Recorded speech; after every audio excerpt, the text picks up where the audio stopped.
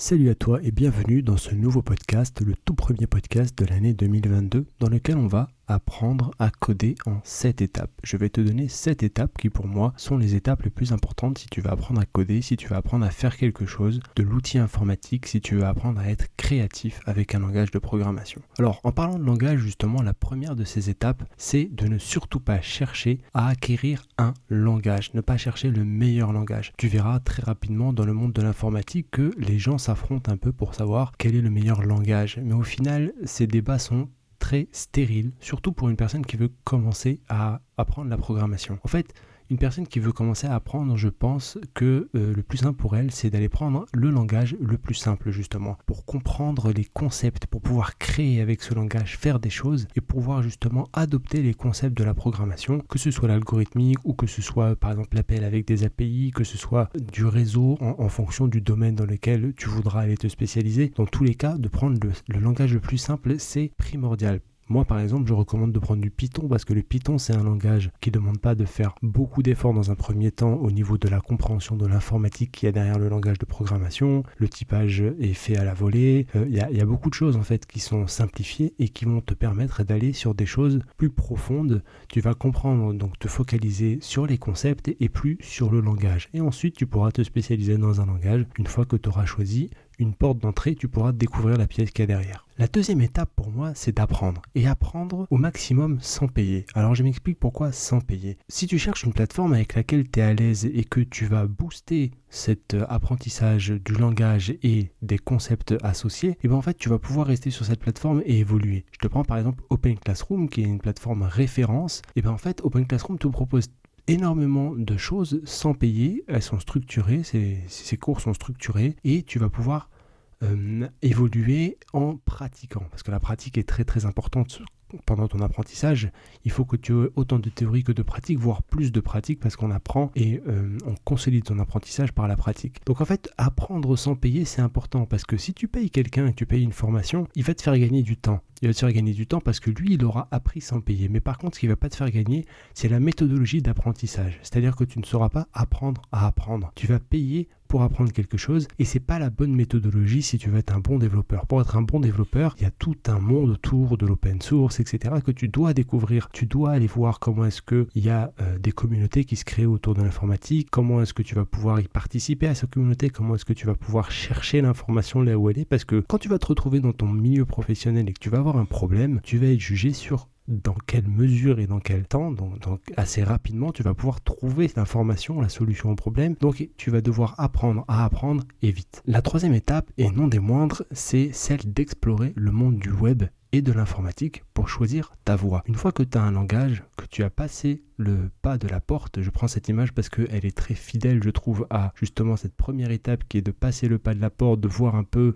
qu'est-ce qu'il y a sur le palier. Et en fait, tu ne pourras pas faire le tour de la villa, parce que c'est une villa, c'est un océan, l'informatique, tu ne pourras pas faire le tour en quelques mois. Tu vas forcément être obligé de te focaliser sur un sujet, sur quelque chose qui te plaît. Est-ce que tu vas être un développeur back? Est-ce que tu vas être un développeur front? Tu vas préférer faire du design, donc des interfaces, ou est-ce que tu vas préférer parler à des serveurs? Est-ce que tu vas pouvoir préférer faire du réseau, de l'embarqué, de la robotique, du cloud?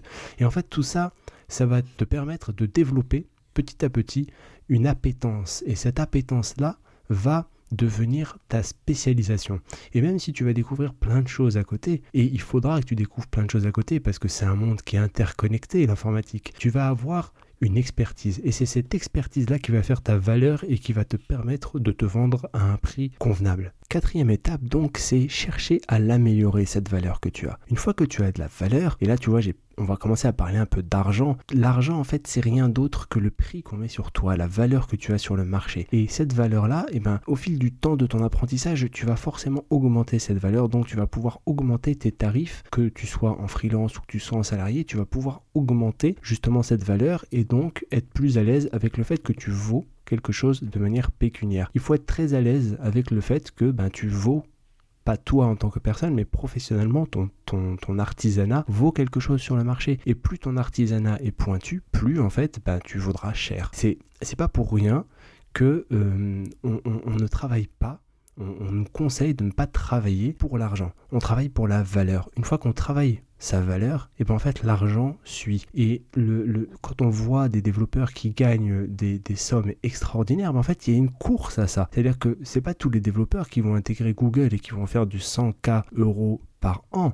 C'est vraiment la crème de la crème. Et la crème de la crème, elle n'y arrive pas en un an. Elle y arrive en bûchant, en travaillant, en améliorant sa valeur, en justement travaillant ses tests techniques, en travaillant sa posture, on va dire sa posture professionnelle, mais aussi sa posture émotionnelle. Comment est-ce que tu vas faire dans des entretiens d'embauche quand on va essayer de te poser des questions un peu tricky, qui vont te pousser dans tes retranchements, comment tu vas réagir. Donc tu vas devoir faire un travail psychologique aussi sur toi. Et tout ça, ça va te faire gagner de la valeur dans ta posture professionnelle. Et tu vas donc adopter une posture qui est une posture de plus en plus de consultant. Je la qualifie comme ça un peu de consultant, c'est-à-dire qu'on va te consulter pour ton expertise, et plus tu vas aller vers ça, plus tu vas augmenter ta valeur, et a fortiori tu vas augmenter le tarif auquel on te paye.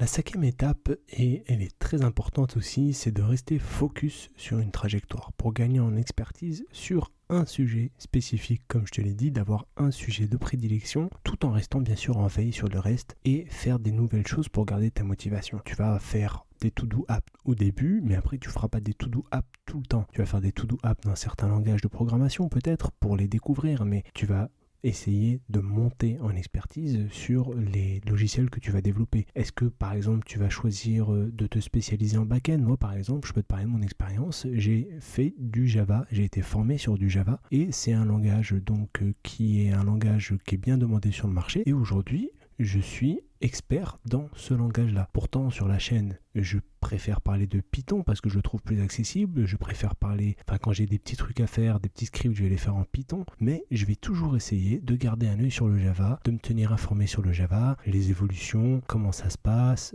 toutes les nouveautés qu'il va y avoir. C'est-à-dire mon expertise et là où je vais pousser les choses en profondeur, ça va être sur le langage Java. C'est en plus un langage qui est assez générique. Tu peux faire un peu tout ce que tu veux avec du Java. Et donc, ça a cet avantage-là que ça me permet d'aborder beaucoup de sujets transverses, et donc j'ai une trajectoire qui va me faire monter en expérience, monter en valeur, donc monter en TJM, donc en tarif journalier moyen, et cette expertise-là, bien sûr, je vais devoir la nourrir avec d'autres petits trucs à côté. Mais par exemple, je suis pas du tout et je suis loin d'être un expert en Python. Pourtant, c'est un langage que j'utilise lorsque j'en ai besoin parce que justement, il fait partie de mes compétences annexes. Et ensuite, ce qui va se passer, c'est que tu vas avoir un syndrome qui va apparaître, qui est le syndrome de l'imposteur. Parce que tu vas vouloir justement développer une compétence, tu vas tout mettre pour la développer, et tu vas voir qu'il y aura toujours des gens qui sont devant toi. Et tu vas oublier qu'il y avait des gens derrière toi, et tu vas oublier d'où tu pars. Alors, une chose qui est très importante, c'est le tracer. De tracer,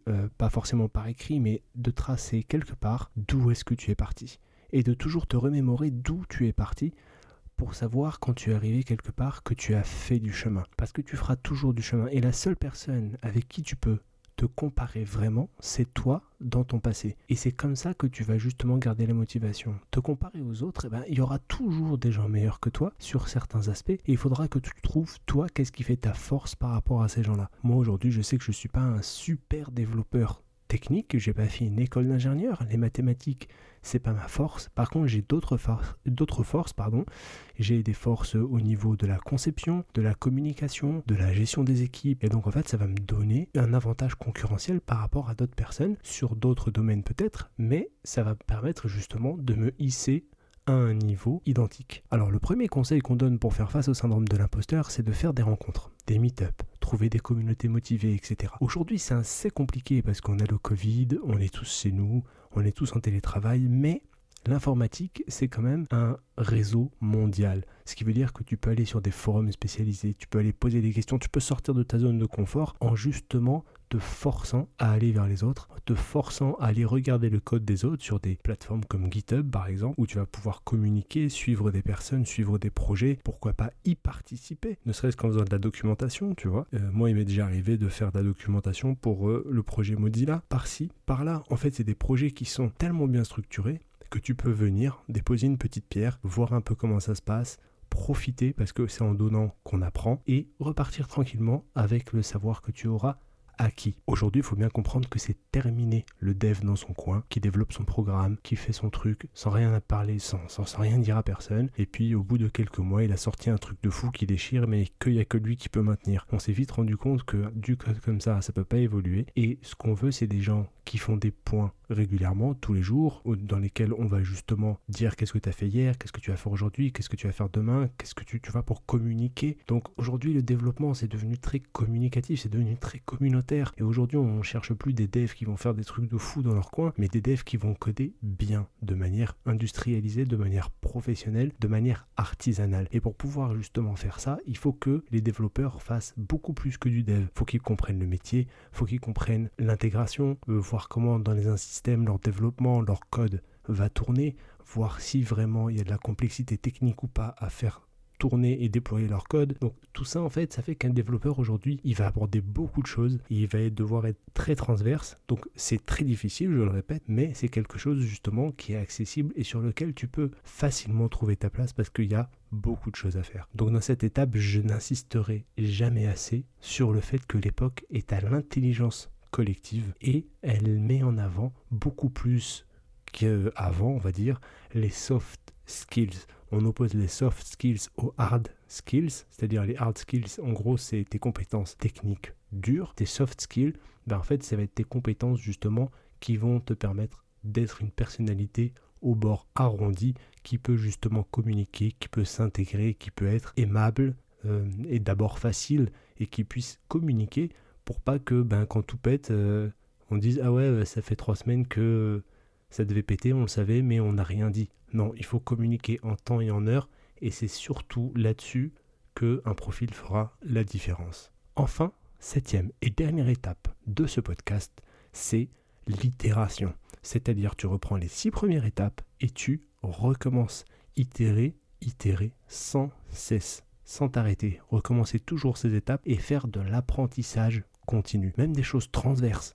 Par exemple, tu peux aller apprendre, en ce moment dernièrement j'ai partagé un livre sur la finance d'entreprise et je m'intéresse énormément à la finance d'entreprise. Je m'intéresse énormément au trading sur le forex et sur le bitcoin. C'est des apprentissages transverses, mais ils me permettent en fait justement d'évoluer en tant que personne, de garder toujours de la motivation, de garder toujours de l'apprentissage et qui sait peut-être que demain une voie s'ouvrira d'un côté ou de l'autre et de faire des formations. Regarde, aujourd'hui on a des CPF, on a des comptes de formation. Quand tu es salarié, tu peux mettre de côté sur un compte de formation et ensuite utiliser ce compte de formation pour faire une formation payante. Et en plus de ça, si tu complètes avec le financement de la région, tu peux t'offrir des très belles formations, qu'elles soient techniques ou qu'elles soient sur tes soft skills. Donc en fait, tu peux vraiment progresser et il ne faut jamais perdre de vue que tu dois sans cesse progresser. Et c'est cet état d'esprit-là, ce mindset-là, comme on dit, qui va te permettre de toujours sans cesse itérer,